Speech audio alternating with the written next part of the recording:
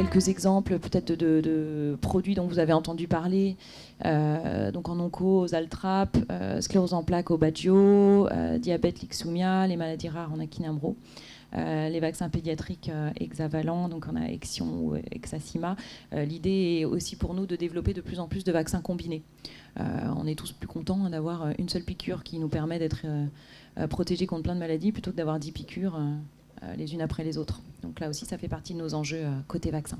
Le modèle là aussi qu'on peut retrouver dans toutes les big pharma dorénavant, c'est cet aspect translationnel. Alors translationnel, qu'est-ce que ça veut dire sur les métiers ? Translationnel, ça veut dire être très proche des patients. Très clairement, parce qu'on met du translationnel un peu à toutes les sauces.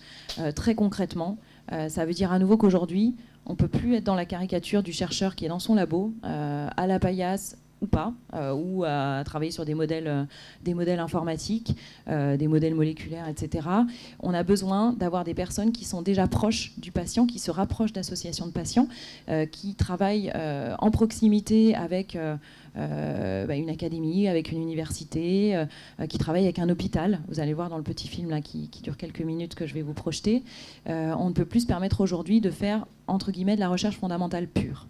Il faut vraiment intégrer dès le début de ces recherches, dès le début de ces travaux, qu'est-ce que ça veut dire au final pour le patient et qu'est-ce que ressent le patient aujourd'hui. Pourquoi ? Parce que dès le début, même dans des étapes très très amont, vous pouvez vous dire tiens, finalement, donc, là aujourd'hui je sais qu'il n'y a pas d'injectable qui existe sur ce type de produit. Peut-être en discutant avec des associations de patients, je me rends compte que c'est peut-être un injectable qui serait la meilleure forme galénique aujourd'hui pour ce produit. Alors après, si c'est pédiatrique, est-ce que le type d'injectable qui existe déjà sur le marché, est-ce que c'est trop gros ? Est-ce que c'est difficile à manipuler ? C'est déjà des choses auxquelles il faut réfléchir en amont. Alors qu'auparavant, ce n'était pas nécessairement le cas. Là maintenant, on vous demande d'avoir cette ouverture aux patients et vous allez vous retrouver vous-même en face du professeur je ne sais trop quoi qui travaille dans tel ou tel hôpital ou dans tel ou tel même hôpital académique.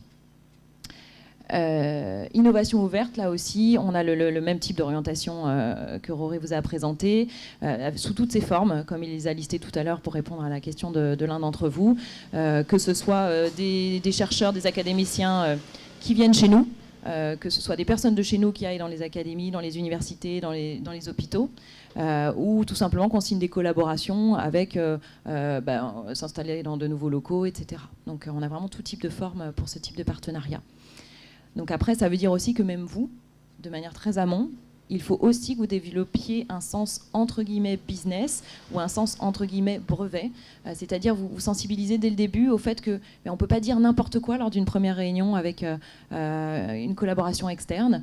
On doit se mettre d'accord avec les gens qui travaillent en business development, les gens qui travaillent en scouting, les gens qui travaillent...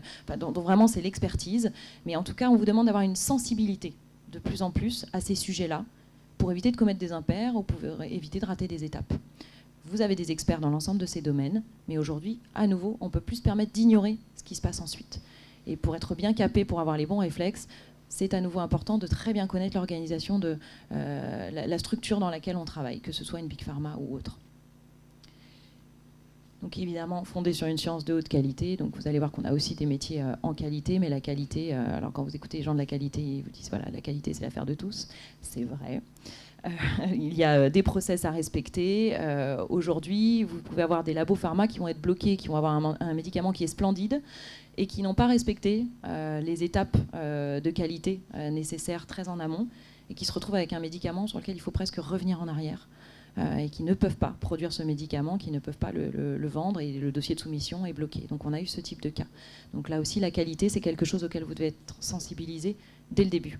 Ça intervient vraiment à toutes les étapes de conception du médicament. Innover en réseau. Alors, qu'est-ce qu'on a choisi de faire ? Je vous parlais de colocalisation. On a essayé de colocaliser nos équipes le plus possible. Donc, côté US, côté Europe principalement, en France et en Allemagne. Donc là, je parle toujours de la R&D exclusivement. Hein. Et en Asie-Pacifique. Pourquoi ? Parce que ça nous permet aussi d'être beaucoup plus proches des écosystèmes locaux. On a choisi d'être représentés en fait dans ces zones géographiques pour vraiment développer nos partenariats avec les acteurs locaux. Donc cette notion d'écosystème, là aussi, vous allez l'entendre très souvent. Et à nouveau, à partir du moment où vous allez intégrer une entreprise, il faut que vous soyez très conscient et très au courant de l'écosystème qui l'entoure. Pourquoi ? À nouveau, pour ne rater aucune opportunité. et tout simplement pour avoir des bons réflexes et se dire tiens, j'ai entendu qu'on avait un partenariat en onco dans l'entreprise. Moi je travaille sur l'entité bio à proprement parler, mais l'onco-bio ça existe aussi, donc j'ai peut-être des interactions à avoir avec mes collègues de l'onco-bio et je viens de voir qu'on a signé un partenariat, etc. Est-ce qu'on ne peut pas aussi élargir le partenariat voilà. Donc là, à nouveau, force de proposition, c'est possible quand on connaît bien son environnement. Donc aujourd'hui, vous ne pouvez plus intégrer une entreprise ou un domaine quel qu'il soit sans connaître l'écosystème qui l'entoure. Je vais juste vous passer le petit film. Normalement, ça devrait marcher. C'est l'une de nos collaboratrices qui travaille en ce qu'on appelle donc l'unité exploratoire chez nous. Donc elle est basée sur le site de Chilly-Mazarin, qui est juste à côté d'Orly. Et elle va tout simplement vous parler de la maladie sur laquelle elle travaille, qui est la maladie de Leschnayan, qui est liée à un déficit d'une enzyme et qui retarde en fait le développement de l'enfant et qui peut même conduire à son automutilation. Donc c'est le domaine sur lequel elle travaille. Et c'est très court, hein.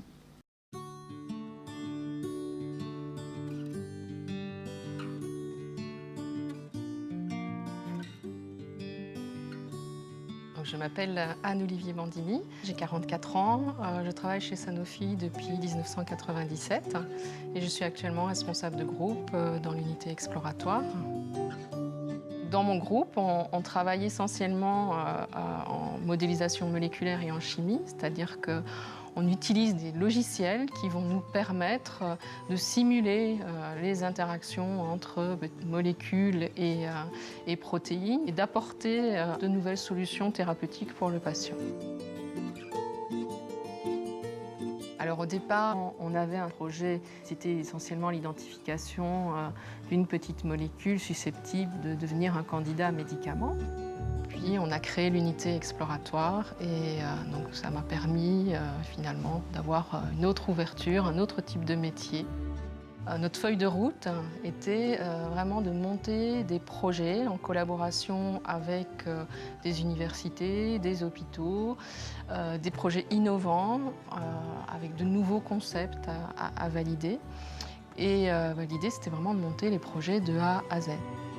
La possibilité en fait d'aller vers l'extérieur, de rencontrer les associations de patients, de rencontrer les médecins, ça permet d'identifier clairement quels sont les besoins. Donc dans le cadre, par exemple, de la maladie Leschnayan, clairement, le besoin, c'est d'éviter l'automutilation. Si les patients peuvent ne plus avoir ne fût-ce que cet élément-là, c'est gagné, je dirais. C'est un pas énorme pour leur qualité de vie.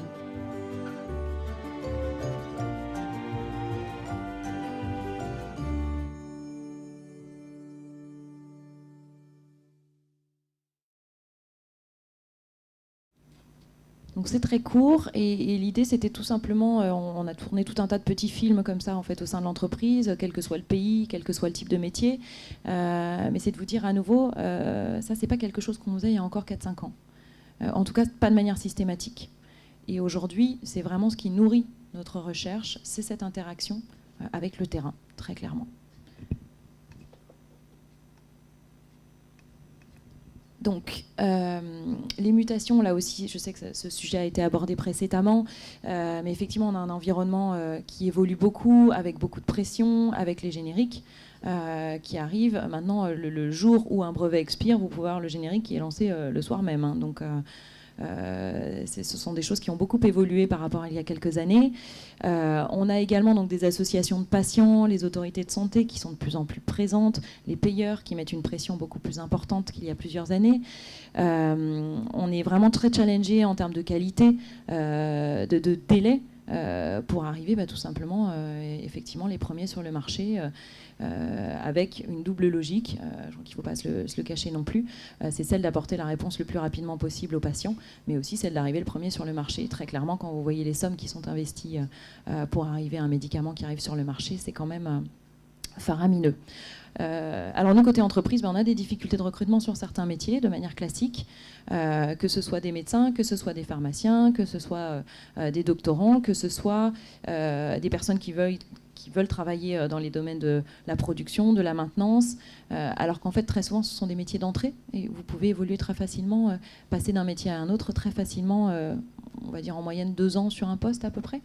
Après, on a aussi des personnes qui ne souhaitent pas nécessairement avoir ce qu'on appelle une carrière mouvante et qui souhaitent rester beaucoup plus longtemps sur un même poste, et ce n'est pas un souci non plus. En tout cas, c'est important de savoir qu'on a plusieurs métiers qui peuvent être des métiers d'entrée et des passerelles pour évoluer de l'un à l'autre. Donc l'économie de la santé, l'accès au marché, ça aussi je vais vous en parler.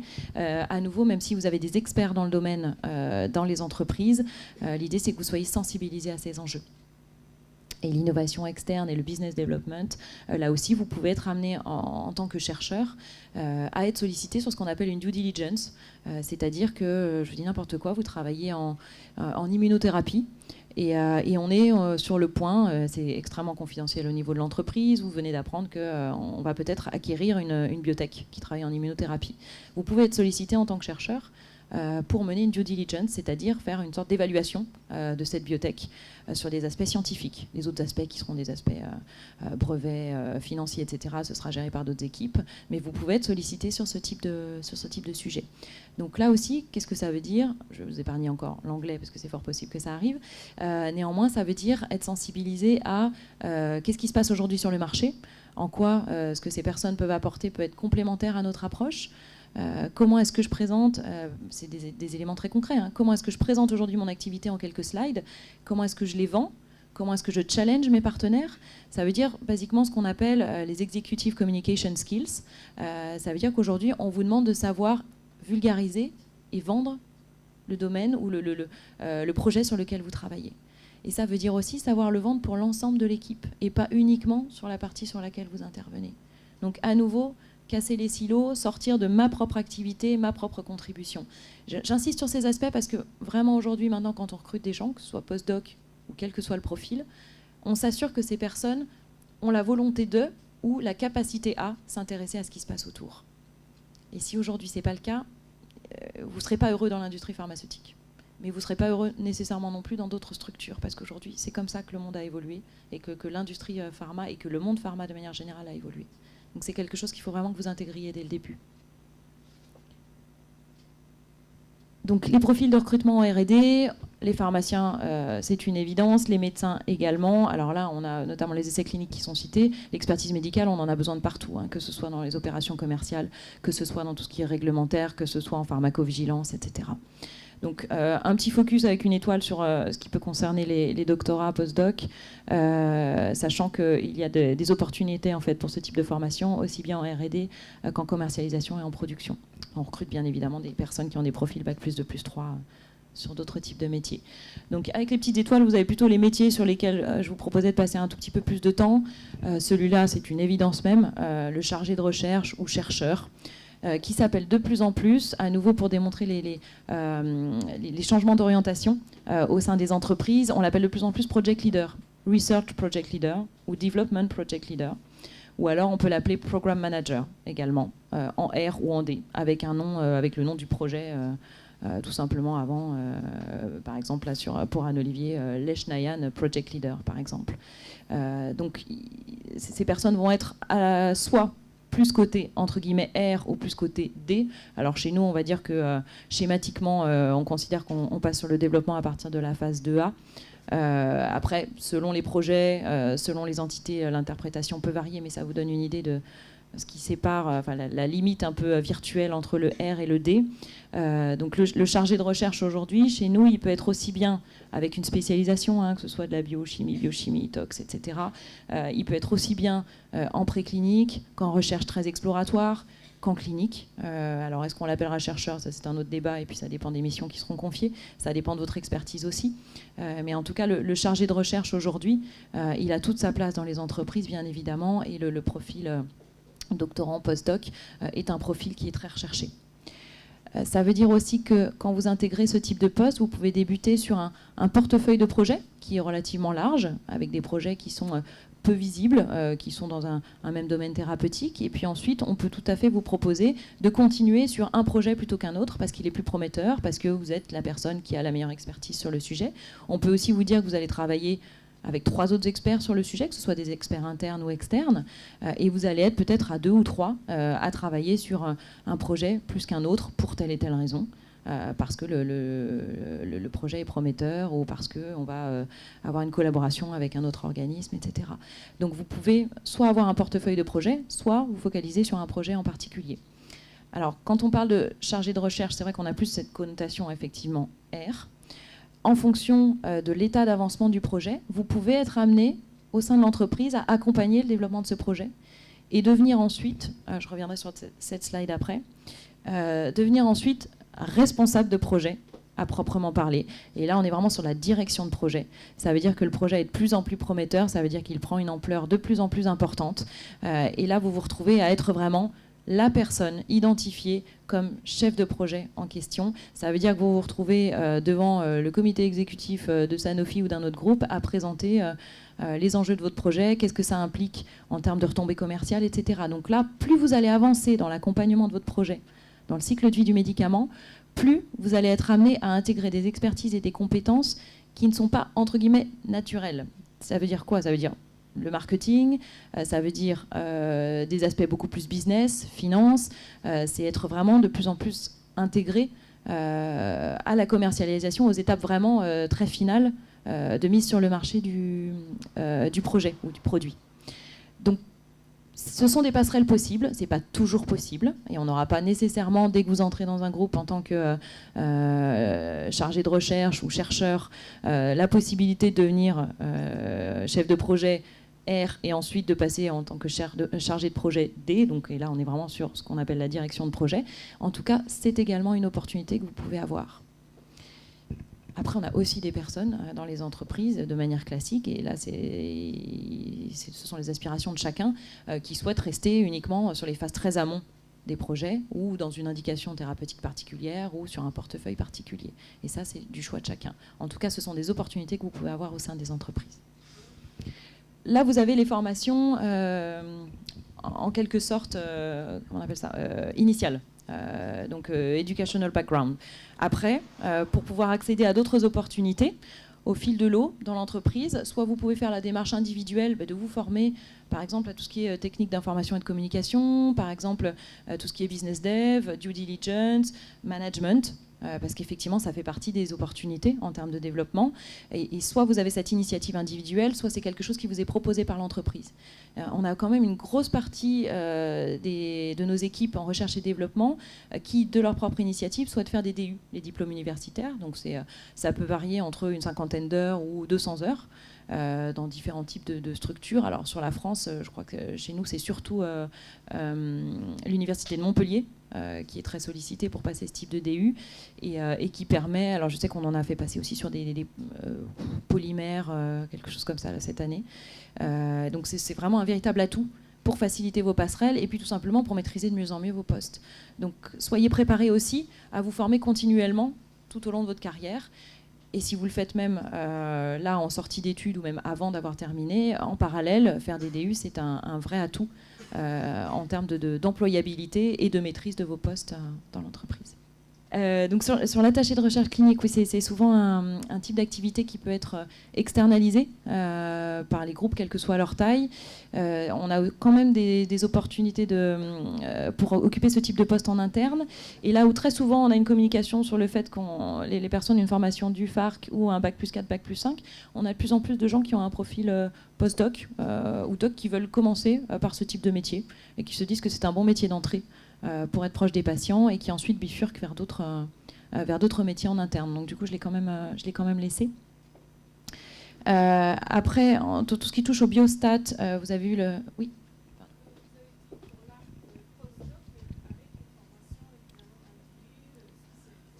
Absolument. Avec une formation qui n'est pas nécessairement très longue. Donc les passerelles sont très faciles. Oui, vous avez raison. On a aussi donc d'autres domaines. Donc vous avez vu dans la vidéo d'Anne Olivier, elle fait de la biomodélisation.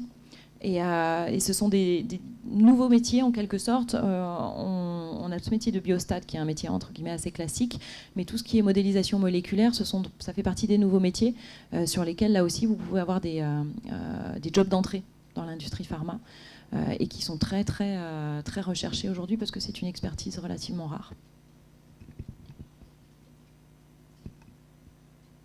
Donc là, le poste de directeur de projet, je vous en ai parlé, donc des postes très visibles. J'insiste sur les aspects Executive Communication Skills, où vraiment vous pouvez vous retrouver à devoir présenter votre projet à des personnes qui soit nécessairement ne sont pas experts dans le domaine, soit à l'inverse qui le sont. Et vous avez, par exemple, 10 minutes pour convaincre. Voilà. Donc à vous, en étant scientifique pur de formation, en ayant une expertise scientifique, en n'ayant pas nécessairement pratiqué ou interagi beaucoup avec des personnes qui travaillent en marketing, on va vous demander de donner les chiffres clés en marketing. Si on vous pose la question à brûle pour point, quels sont les autres compétiteurs dans le domaine et que vous ne connaissez pas le sujet, vous allez perdre de la crédibilité en une demi-seconde alors que vous allez avoir réalisé un travail énorme derrière. À l'inverse, si vous citez des sources, si vous citez des chiffres, il faut que vous soyez en mesure de répondre tout de suite sur d'où viennent ces chiffres, comment est-ce qu'ils ont été construits, avec qui vous les avez validés, est-ce qu'ils sont sûrs, pas sûrs, etc. Donc là, ce sont vraiment des compétences clés qu'il faut que vous développiez également le plus possible. Et on sait que de plus en plus, les écoles de formation vous préparent à vous exprimer à l'oral, à prendre la parole, à avoir une communication écrite directe, concise, etc. Mais c'est vraiment quelque chose que vous devez avoir en tête. C'est un véritable atout de maîtriser ces compétences-là quand on prend ce type de poste. Sur tout ce qui est alliance, partenariat de recherche, ça aussi c'est un métier qui est relativement récent, mais qui n'est pas étonnant. Vous avez vu le nombre de partenariats et de collaborations qu'on signe de plus en plus. C'est un métier à part entière.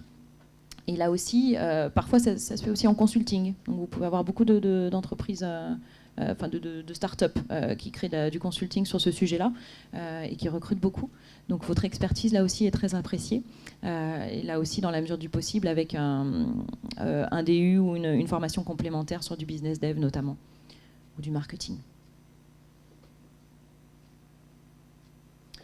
Là, je vais passer relativement vite, puisque du coup, on n'est pas nécessairement sur des métiers sur lesquels, en tout cas pas considérés comme des métiers d'entrée, mais qui sont néanmoins intéressants. Sur tout ce qui touche à la qualité, il y en a en R&D, il y en a sur l'ensemble du cycle de développement du médicament. En affaires réglementaires, là aussi, on a de plus en plus besoin, donc on a principalement des pharmaciens, on a de plus en plus besoin d'expertise médicale, donc c'est pas nécessairement sur ce type de poste que vous aurez des entrées. Sur la pharmacovigilance, là on peut avoir des profils qui varient un petit peu, ça peut être un passage intéressant aussi dans le cadre de l'entreprise. Vous pouvez passer, je dirais qu'on a... aujourd'hui, sur nos équipes de pharmacovigilance, peut-être une trentaine de personnes qui ont ce type de profil et qui considèrent comme un passage intéressant de rester, par exemple, 2-3 ans sur ce type de poste. Mais ça aussi, ça peut faire partie des passerelles. En production, je vais passer vite également, puisque là, on sera plutôt sur des profils de pharmaciens ou d'ingénieurs. Néanmoins, à la marge, on peut avoir des profils tels que les vôtres qui peuvent accéder à ce type de poste ou qui sont intéressés par ce type de poste. Et là aussi, on a des jolis challenges à relever, que ce soit sur un secteur de production, que ce soit sur du contrôle en production, ou que ce soit sur ce qui touche à la sécurité et l'environnement. C'est un poste qui est la référencé en production, mais qui existe également en recherche et développement.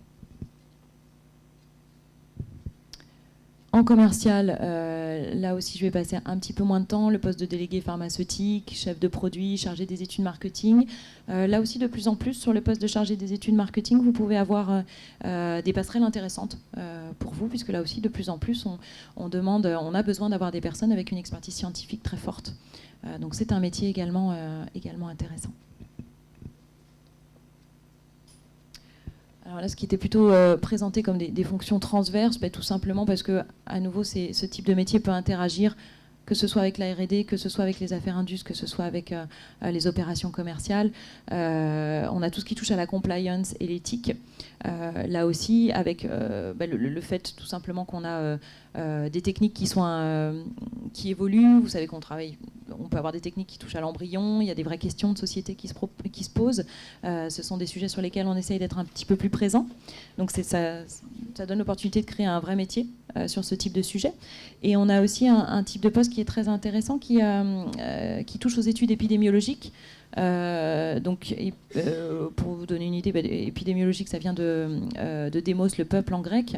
Donc c'est vraiment l'étude de population, les facteurs qui peuvent influer le fait qu'un type de population peut contracter une maladie ou non. Donc les facteurs environnementaux notamment. Et donc l'idée est de capitaliser sur cette expertise pour travailler sur des arguments médico-économiques et puis de pouvoir contribuer à la meilleure façon de conseiller et d'anticiper l'accès au marché. Donc après, pour en savoir plus sur Sanofi, donc, vous avez nos sites internet, bien évidemment. À nouveau, hors côté Sanofi, c'est super, c'est pas l'objet. C'est tout simplement que vous avez tout un tas d'informations sur, à nouveau, le cycle de vie du médicament, les métiers, les enjeux d'un grand groupe pharma, etc. Donc vous pouvez trouver des informations complémentaires sur notre site. Voilà, j'ai terminé de mon côté.